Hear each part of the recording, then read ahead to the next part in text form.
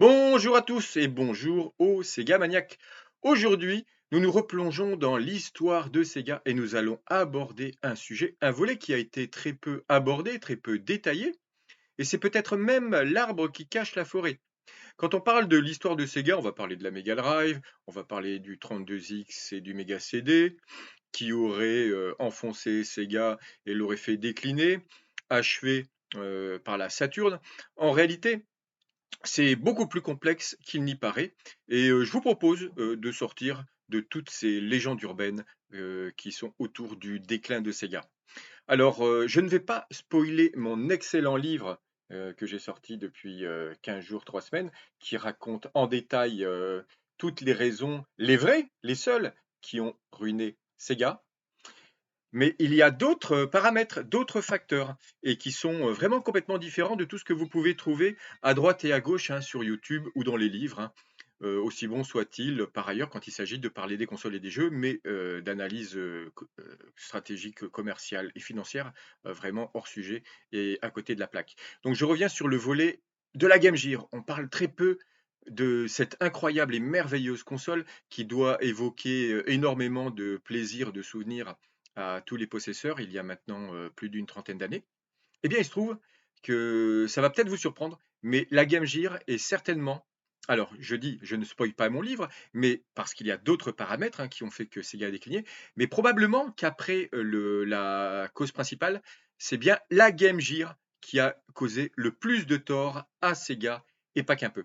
On parle à tort, hein, du 32X et du Mega CD comme des échecs de Sega, alors que c'est pas du tout le cas, hein. Sega n'a peut-être pas gagné énormément d'argent sur ces consoles-là, mais ces 2 accessoires, hein, puisqu'il s'agit plutôt d'accessoires que de consoles, ont permis de faire exploser, à plusieurs niveaux, à plusieurs espaces, intervalles réguliers, ont permis de faire exploser les ventes de Mega Drive, hein. Quand le Mega CD est sorti, les ventes Mega Drive ont accéléré et Sega fait le doublé en sortant le 32X, hein, qui se vendra, très, très peu, mais fera accélérer les ventes une dernière fois en 94, hein.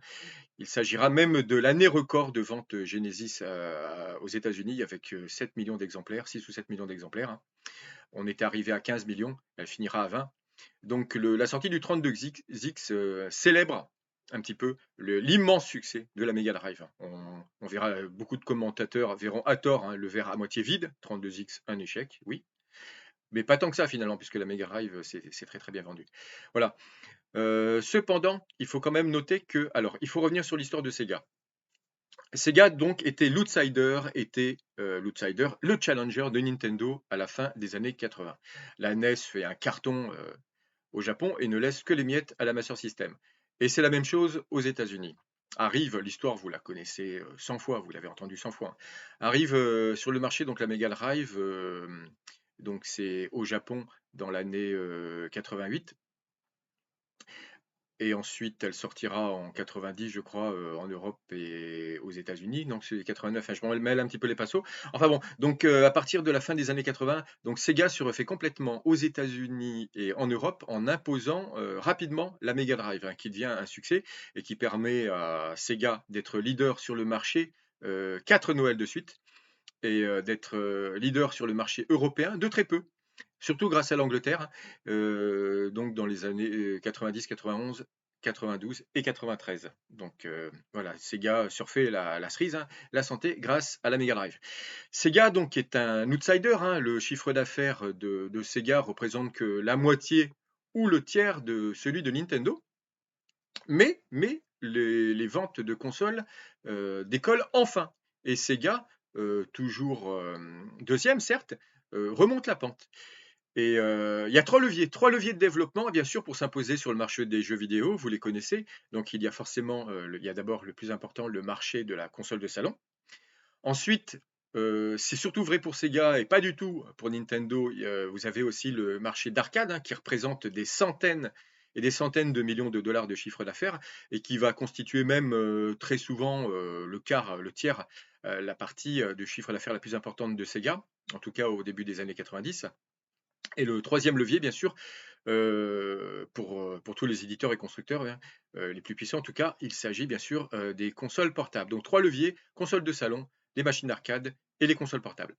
Donc Sega a un avantage malgré tout, bien qu'il soit l'outsider de Nintendo, il règne sans partage sur le marché de l'arcade, hein. Il aura même jusqu'à 70% de part de marché.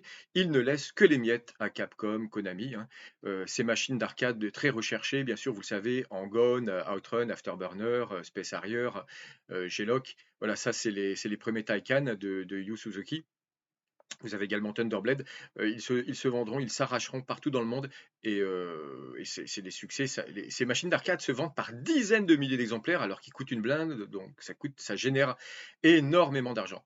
Voilà, Sega va s'appuyer sur ces trois leviers pour essayer de refaire son retard sur Nintendo. Et ça va plutôt bien marcher.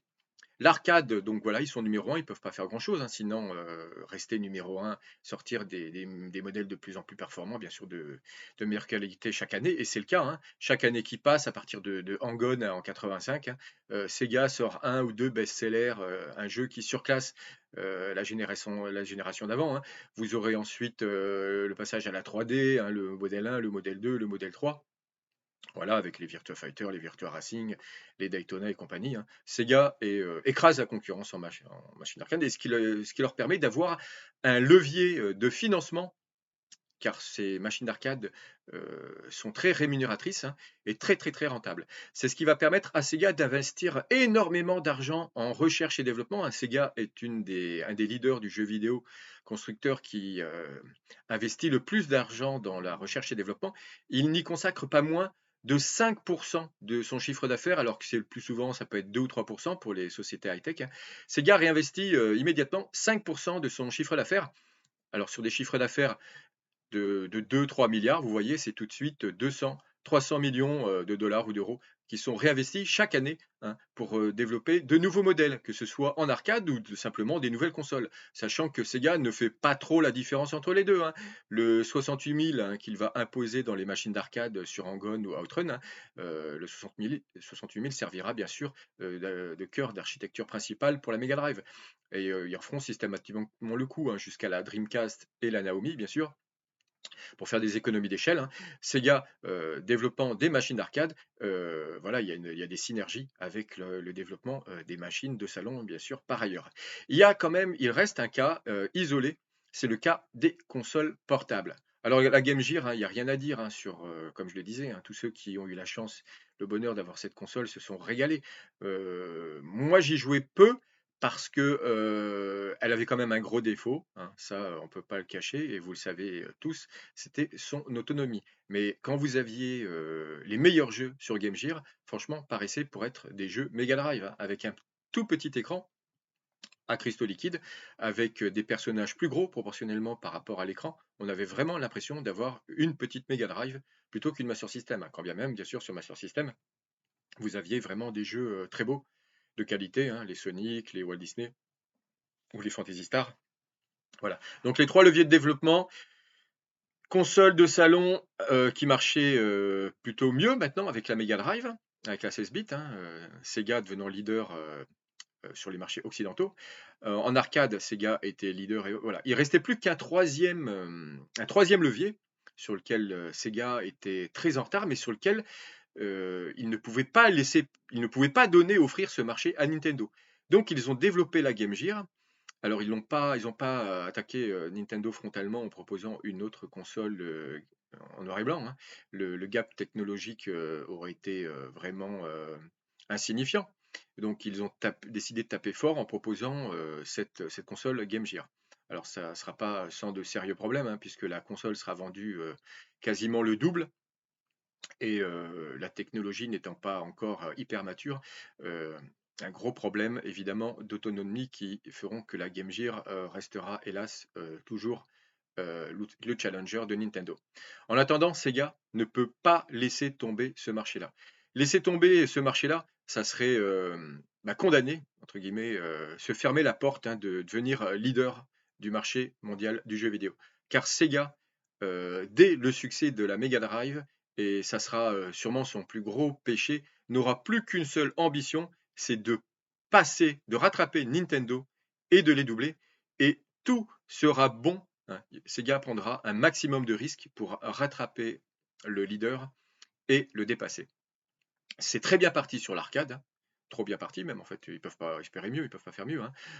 Sur les machines de console, la Mega Drive et la Genesis, donc de brillent de mille feux. Reste le problème donc, des consoles portables et c'est ce qui causera en partie, la perte de Sega très, très rapidement. Puisque, vous le savez tous, les consoles sont généralement, fabriquées, à prix vendues à prix coûtant, hein. Comme vous le savez, ça c'est une stratégie, qui sera suivie par tous les constructeurs, Sega, Nintendo, Sony et d'autres, hein. Le plus dur évidemment, c'est de placer la console dans le salon, évidemment, puisque une fois que c'est fait, hein, la personne ne va pas en changer au bout de 6 mois, 1 an, hein. Vous avez fait le plus dur, donc les constructeurs acceptaient bien volontiers évidemment, de vendre des consoles à prix coûtant. En réalité, souvent à perte. Elles étaient à prix coûtant probablement au niveau du coût de production, mais si à cela vous rajoutez les coûts de marketing, de commercialisation, les coûts de publicité, la plupart, des consoles étaient vendues, à perte et parfois même, sensiblement à perte.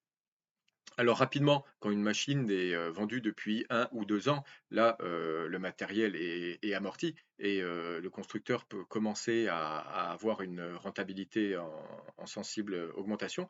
Mais ça n'est pas toujours le cas et il peut y avoir aussi des événements exogènes au milieu, extérieur plutôt, aux jeux vidéo, qui grèvent, qui amputent, la rentabilité. C'est une épée de Damoclès, hein, qui est au-dessus de votre tête, hein. Quand vous vendez des machines à prix coûtant, il suffit simplement que d'un seul coup, le marché des semi-conducteurs explose, hein, se surenchérisse et là, non seulement, vous perdez un petit peu d'argent, mais vous commencez même à en perdre beaucoup et c'est ce qui va se passer. En fait, c'est ce qui va se passer, en 93 avec la Game Gear. Sous la pression des dirigeants européens et occidentaux, hein, qui sans cesse réclament la baisse des prix, hein, sachant que, avec les statistiques, Sega et Nintendo avaient remarqué qu'il y avait des seuils psychologiques, hein, que les consoles, lorsqu'elles étaient vendues 1500 francs à l'époque, hein, bon, elles pouvaient avoir un certain succès évidemment, hein, puisque c'était la mode, les jeux étaient très très bons et certains foyers ne regardent pas la dépense, hein. Mais ils avaient rapidement constaté que dès qu'on passait le seuil symbolique des 1000 francs, les ventes doublaient, voire triplaient. Alors c'est d'autres seuils aux États-Unis, hein, c'est peut-être pas l'équivalent de 1000 francs, 150 $, c'était peut-être 200 $, hein. Ce sont des seuils psychologiques, évidemment, qui sont différents en valeur d'un pays à un autre.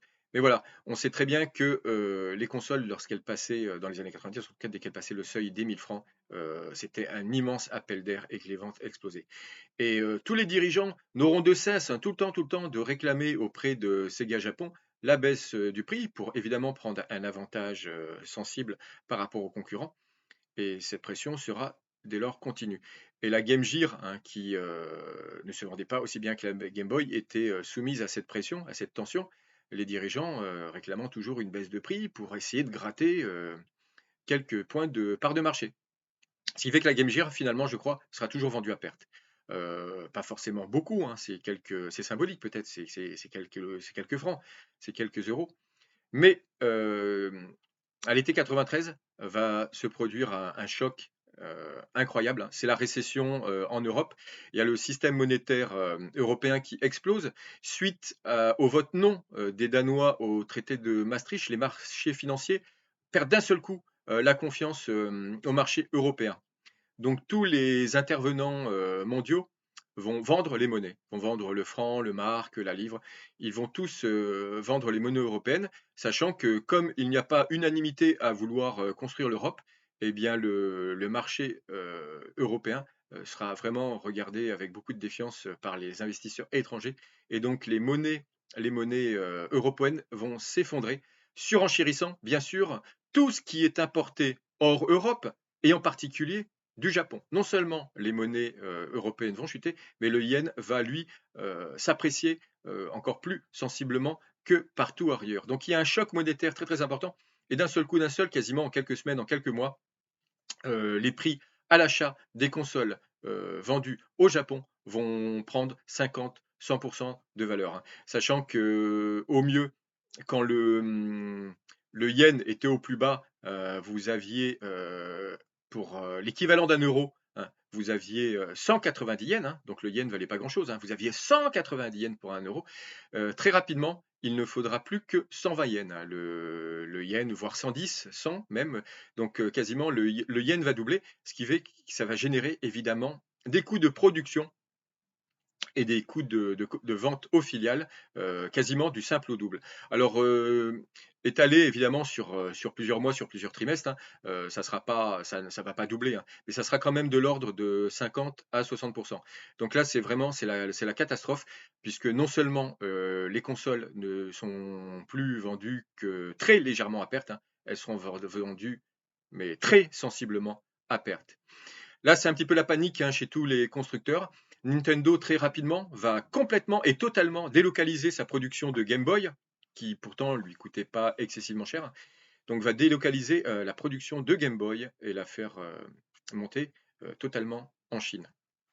Le coût de la main-d'œuvre est très très bas, hein. À cette époque-là, c'était même vraiment ridiculement bas.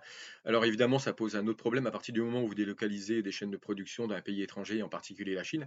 Là, il faut que vous attendiez évidemment à la rétro-ingénierie, hein, qui fait que évidemment les consoles, tous les produits que vous faites construire de ce côté-là, hein, de l'Asie, sera évidemment piraté. Il y aura de très très nombreuses contrefaçons. C'est pour ça que les constructeurs, pardon, ne se pressent jamais à faire fabriquer, hein, dans des pays à bas coût de main-d'œuvre, hein.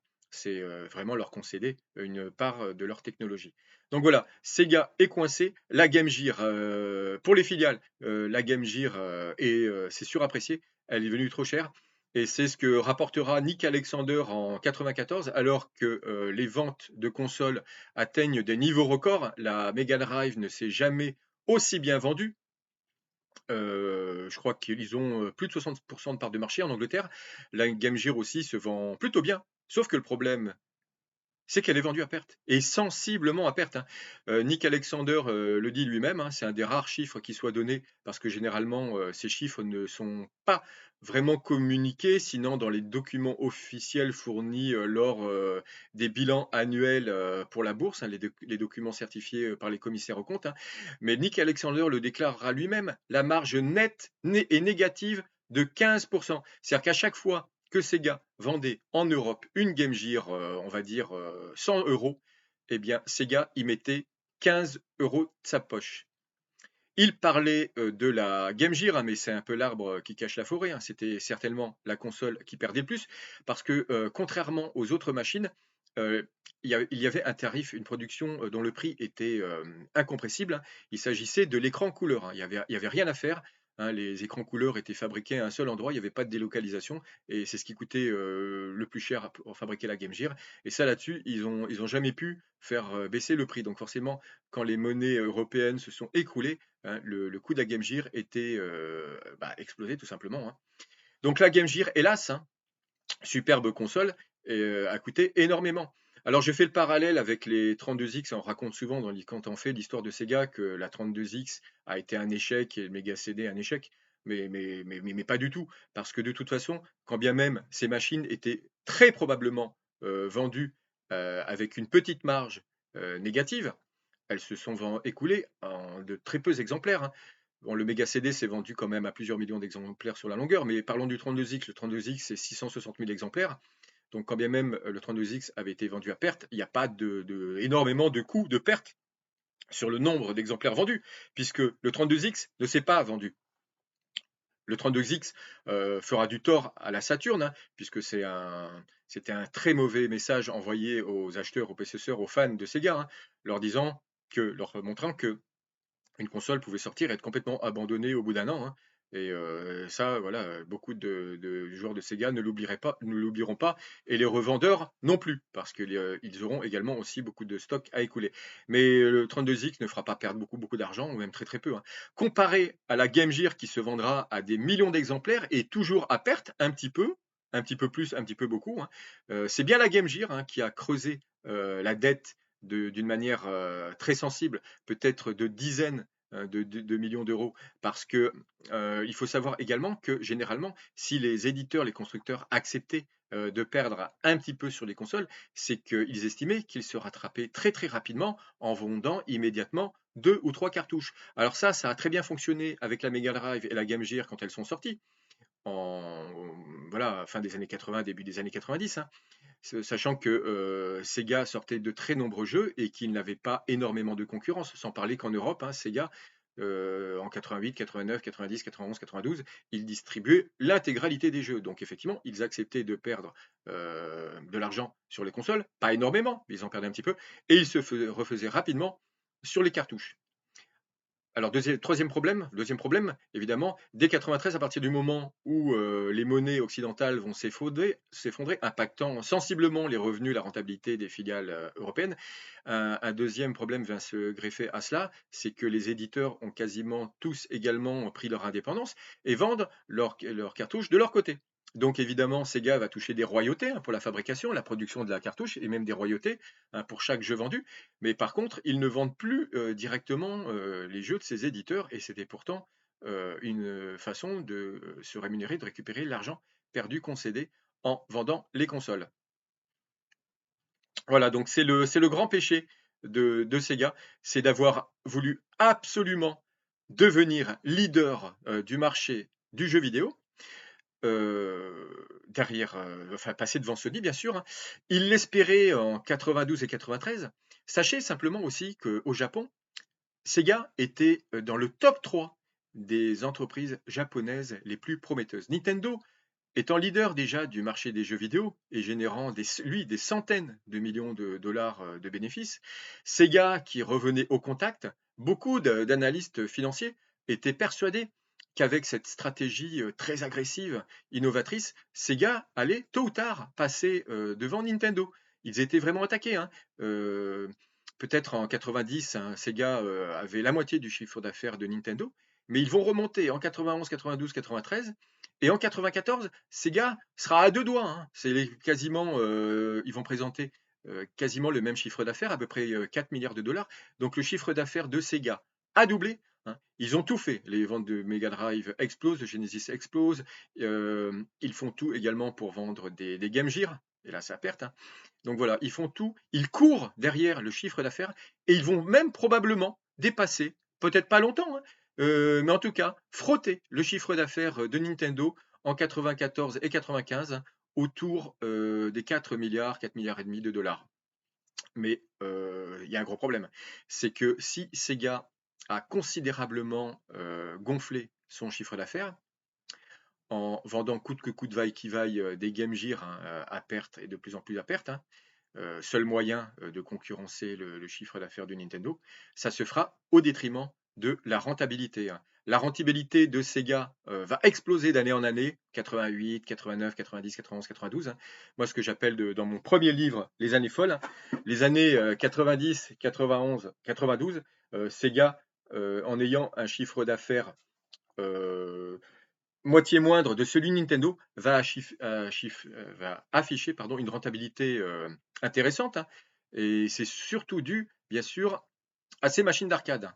La division, le levier le plus important, le plus lucratif chez Sega. Et c'est ce qui permettra également, ce levier, cette vache à lait, de tenir le coup, hein, dans les années sombres que seront 94, 95, 96, où les bénéfices vont plonger. Il faut savoir, hein, c'est très très impressionnant, mais de 92 à 2001, donc pendant 10 ans, 10 années de suite, le résultat, alors que le chiffre d'affaires ne va cesser de monter, le chiffre d'affaires ne va cesser de monter jusqu'en 97, avant de se tasser un petit peu, mais alors que le chiffre d'affaires va exploser et monter, la rentabilité, elle, va glisser lentement mais sûrement et s'écrouler. Heureusement, la division arcade reste toujours rentable et permet, dans un premier temps, d'éponger les pertes, les grosses pertes que la division console de salon et console portable vont accumuler dès 93. Voilà, c'est le talon d'Achille de Sega. C'est la grenouille probablement qui voulait devenir plus gros que le bœuf. Et à force de vouloir absolument doubler Nintendo, ils ont effectivement été salués par la bourse et été considérés probablement à tort trop rapidement comme le futur champion des jeux vidéo, mais ça va leur péter à la gueule puisque la rentabilité sur les consoles, mais pas que la Game Gear, hein, mais aussi sur les Mega Drive, hein, quand bien même elle était très très très amortie, hein. À partir du moment où la console, dans les comptes de Sega Japon, hein, qui est la maison mère, hein, à partir du moment où les devises ne valent plus que la moitié de ce qu'elles valaient 2-3 ans avant, les comptes de Sega Japon vont plonger et les comptes vont très très rapidement tomber dans le rouge. Voilà, donc la Game Gear, finalement, est peut-être le péché le plus important, la stratégie, la plus importante stratégie qui soit négative au final pour Sega. Ils se sont entêtés, sans jamais parvenir à dépasser, à rattraper Nintendo, ils se sont entêtés à commercialiser une console qui, sur la fin, va leur faire perdre beaucoup d'argent euh, à cause de du taux de change défavorable et par l'écroulement également de vente de jeux Sega, Made in Sega. Voilà, c'est des choses qui ne sont absolument pas rapportées, mais c'est sans aucune mesure hein, comparé aux pertes de la 32X et de la Saturn. Hein. Sega s'est entêté à vendre plusieurs années cette magnifique console, qui le reste et qui le restera bien sûr, mais sur lesquelles Sega n'a jamais gagné d'argent et a complètement fragilisé son business model à partir de 93. Alors je regarde si je n'ai pas oublié quelque chose. Eh bien, non, non, non. Je crois que j'ai fait le tour de la question et peut-être que j'y reviendrai après. Voilà. Donc au final, oui, les échecs rapides du 32X et de la Saturn auront eu un impact bien moindre finalement que des échecs finalement dont on parlera peu parce que c'était pas des échecs visibles. Hein. Sega a toujours cru qu'il allait imposer sa console et c'était plutôt bien parti au début, à partir du moment où il pouvait encore la vendre cher et qu'il fabriquait l'essentiel des jeux. Mais cet équilibre, ce déséquilibre, le déséquilibre sur ce business-là se fera sentir très rapidement. Et hélas, lorsque la récession apparaîtra en Europe dès 93. Voilà, je vous remercie de m'avoir écouté. Voilà, c'est un petit peu confus sur la fin, mais je détaillerai ça de manière plus précise encore. Là, il s'agissait simplement de porter, de mettre l'accent, de mettre la loupe sur la Game Gear, car personne ne soupçonne que ce puisse être cette console finalement qui ait fragilisé l'économie de Sega, alors que c'est bien le cas. Hein. Sega aura vendu sur la fin des millions de Game Gear et perdra à chaque fois 10, 15, 20 dollars. Et je peux vous garantir qu'à la fin de l'année, ça se voit dans le porte-monnaie. À très bientôt.